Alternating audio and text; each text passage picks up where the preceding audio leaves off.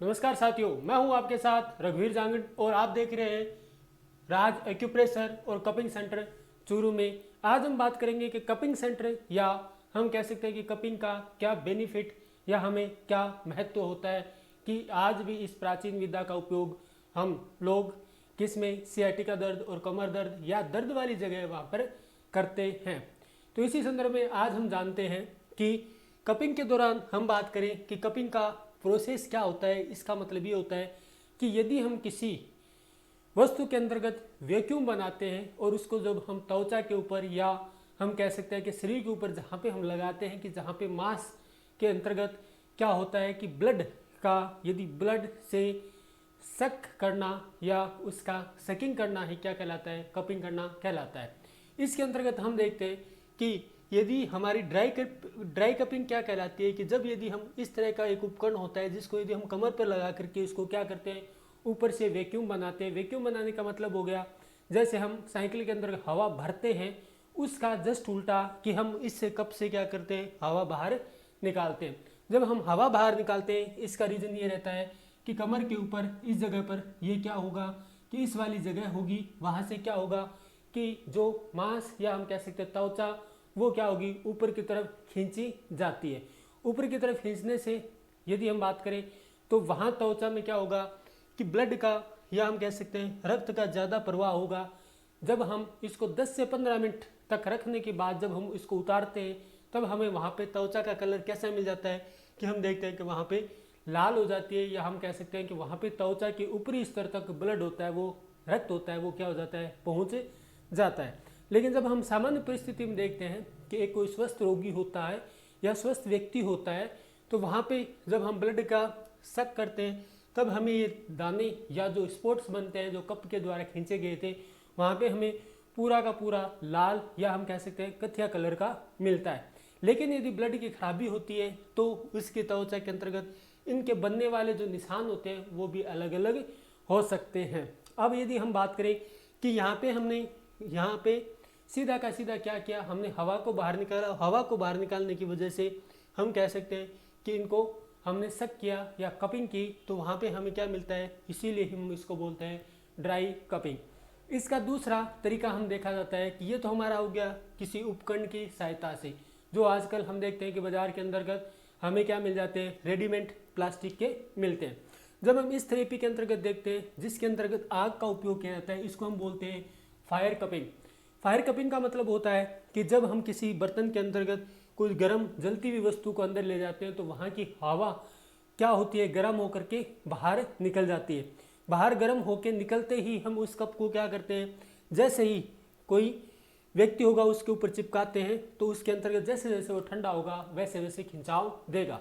इसका मतलब कि इसके अंतर्गत हमने फायर का उपयोग किया है और इससे थोड़ा सा क्या होता है कि जितनी देर हम उसके अंदर रखते हैं उतनी देर वो क्या होता है, यदि कांच का हो या प्लास्टिक का हो वो क्या हो जाता है, बर्तन या पात्र क्या होता है, गर्म होता है। और गर्म होता है तो थोड़ा हमें यहाँ पे रिलैक्स या हम कह सकते हैं का फ़ायदा ये भी मिलता है कि ये गर्म चीज़ का भी क्या देती है, साथ आपको अनुभव देती है। तो हम कहेंगे कि दर्द में यदि जब हम गर्म करते हैं इसका मतलब कि कुछ वहाँ पे हम गर्म वस्तु या गर्म चीज़ें रखने की वजह से क्या होता है, वहाँ पे हमें फ़ायदा मिलता है। इसी के साथ हम अगली बात जब देखते हैं इसका मतलब हुआ कि ये हमारा हो गया कपिंग के दो तरीके के अंतर्गत। जब हम अगला तरीका देखते हैं इसके तहत हम देखते हैं कि हजामा या हम इसको बोलते हैं लोकल भाषा में सिंगड़ी निकालना। इसके अंतर्गत हम देखते हैं कि जो जहाँ पे आपका हम कह सकते हैं कि जहाँ पे खराब खून है, खराब खून का मतलब ये होता है कि खून गाढ़ा हो गया, या हम ऐसे कह सकते हैं कि खून का स्तर इतना कम हो गया कि उसको क्या होता है उस जगह से बाहर निकालना होता है। जैसे हम बात करें कि कई जगह पर शरीर के अंतर्गत नीले या हरे चकत्ते हो जाते हैं, इसका मतलब होता है कि वहाँ पे खून की क्या होगी, गाढ़ी मात्रा, या हम कह सकते हैं कि वहाँ पे गाढ़ापन आ जाता है। गाढ़ापन आने की वजह से क्या होता है कि वहाँ पे हम क्या यूज लेते हैं कि ज़्यादातर खून को निकालने की प्रोसेस में हम जो काम में लेते हैं उसी को हम हिजामा बोलते हैं, या हम कह सकते हैं पुरानी तकनीकी के अनुसार इसे हम कहेंगे कि यहाँ पे क्या हो रहा है, आपका सिंगड़ी निकालना होता है। अब सिंगड़ी निकालने वाली प्रोसेस हम देखते हैं पुराने समय में जहाँ पे भी दर्द होता था उसी जगह से निकाल ली जाती थी। अब इसके अंतर्गत क्या होता है कि यदि हम वर्तमान में देखें तो वर्तमान में इसमें हजामा के अंतर्गत इसको क्योर करने के लिए हम कह सकते हैं कि पहले त्वचा को सैनिटाइजर किया जाता है। सैनिटाइजर मतलब कि वहाँ पे कोई जीवाणु या कुछ ऐसी चीज़ ना हो जो क्या कर दे, वहाँ पे इन्फेक्शन पैदा कर दे। इसी के साथ जब हम देखते हैं कि इसके अंतर्गत जहाँ पे कप लगाते हैं वहाँ पे छोटे छोटे क्या कर दिए जाते हैं, आप जानते हो कि वहाँ पे छोटे छोटे सुई से छेद कर दिए जाते हैं त्वचा की ऊपरी सतह पर। और जब त्वचा की ऊपरी सतह पर छेद कर दिए जाते हैं मतलब ब्लड को आपको क्या निकालना है, बाहर निकालना है, लेकिन त्वचा से अंदर की तरफ नहीं, गहरे गड्ढे नहीं होंगे। कहने का मतलब छोटे छोटे छेद होंगे, महीन छेद होंगे। कहाँ? त्वचा की ऊपरी सतह पर। जब इसको सैनिटाइज करने के बाद इसे महीन कर दिया जाता है तो उसके बाद हम इसके ऊपर कप लगा करके उसको क्या करते हैं, सक करते हैं, या हम कह सकते हैं कि उस ज़्यादा या गाढ़े खून को क्या करते हैं, बाहर निकालते हैं। इस थेरेपी के अंतर्गत हम कह सकते हैं कि एक तो संक्रमण का क्या रहता है, खतरा रहता है। दूसरी बात, यदि आप कपिंग करके बार बार नया खून निकालते हो, इसका मतलब हो गया कि ज़्यादा कपिंग करने से आपके ब्लड के अंतर्गत खून की कमी हो सकती है। साथ ही जब आप देखते हो कि इनका यदि आपने क्या किया है, यहाँ पे आपने सुई चुबो करके इस जगह को क्या किया है, त्वचा के अंतर्गत आपने सुई चुबो कर बहुत सारे क्या निकाले, छिद्र निकाले, तो हम कह सकते हैं कि यहाँ संक्रमण का भी बाद में क्या रहता है, खतरा रहता है। ये पद्धति हमारी क्या कहलाती है, हिजामा पद्धति कहलाती है, जिसी को हम बोलते हैं सिंगड़ी निकालना। ये थी हमारी सामान्य या कपिंग पद्धति के अंतर्गत हम बात करते हैं तो इसके अंतर्गत क्या होता है। अब इसी के अंतर्गत यदि हम बात करें कि इसके तहत यदि हम देखना चाहें कि इसमें ऐसा क्या होता है कि जिसकी वजह से हमें दर्द में या कुछ राहत किस प्रकार मिलती है, क्योंकि ये पारंपरिक तरीका होने की वजह से जब हम देखते हैं कि इसमें यदि हमारे पास जब भी कहीं दर्द होता है, इसका मतलब आपके पास एक्यूप्रेशर के अंतर्गत दबाने का तरीका रहता है, या हम कह सकते हैं कि यदि कहीं पे भी दर्द हो रहा है तो वहाँ पे रक्त की मात्रा या फ्लो बढ़ाने के लिए हम क्या करते हैं, वहाँ पे मालिश करते हैं। तेल की मालिश होगी या कुछ भी। इसके अलावा हमारी त्वचा होती है वो तेल या कुछ सुगंधित पदार्थों को क्या करती है, ग्रहण करती है। इसी के तहत हम बात करें कि कुछ बाम, दवाइयाँ और त्वचा क्या करती है, उनका अवशोषण करती है, जिसके तहत क्या होता है कि हमें दर्द में कुछ राहत मिलती है। लेकिन जब हम देखते हैं कि हमारे चोट लगती है या हम कहें कि कमर दर्द या डिस्क या सियाटिका की दिक्कत होती है, उस समय हम कहते हैं कि वहाँ पे नस क्या होगी, ब्लॉकेज होगी। किसकी वजह से? कि दो हड्डियों वाली जगह से यदि वो क्या हो जाती है कि हम कहेंगे कि दो हड्डियों वाली जगह से उसमें कंप्रेशन आ गया, या कहने का मतलब वो दब गई। इसका मतलब है कि जब वो दब चुकी है तो इसको निकालने के लिए हम यूज किसका कर सकते हैं कि उस जगह को आप ब्लड फ्लो बढ़ाना है, उस गैप को बढ़ाना है। इसका मतलब कि आप वहाँ पे त्वचा के ऊपर कपिंग का यूज करते हो तो वहाँ पे क्या होता है, ब्लड फ्लो ज़्यादा बढ़ता है। और हम कह सकते हैं कि जो या नस या रग जो अंदर सेट हो गई थी उसको आप उठाने के काम में इस कपिंग थेरेपी का उपयोग कर सकते हो।